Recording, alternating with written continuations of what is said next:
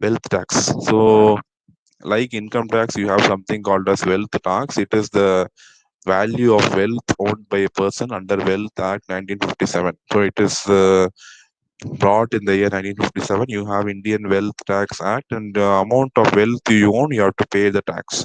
It is on your assets and charged on your net wealth, not your income. So how much assets you have to pay the wealth tax. So it is the direct tax, and it is an annual tax, and it is wealth tax is on assets. For all the assets only, you are going to pay wealth tax. It is charged on your net wealth. So net wealth is going to be total asset minus debt.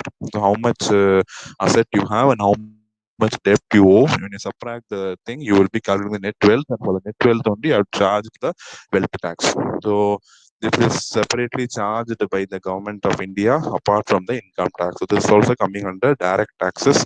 So income tax is also direct tax, wealth tax is also direct tax. Okay, so you are going to file it individually. Okay, wealth tax is paid by individuals into undivided family and companies. The tax is 1% of the amount of wealth as on March 31st every year when the amount exceeds 30 lakhs.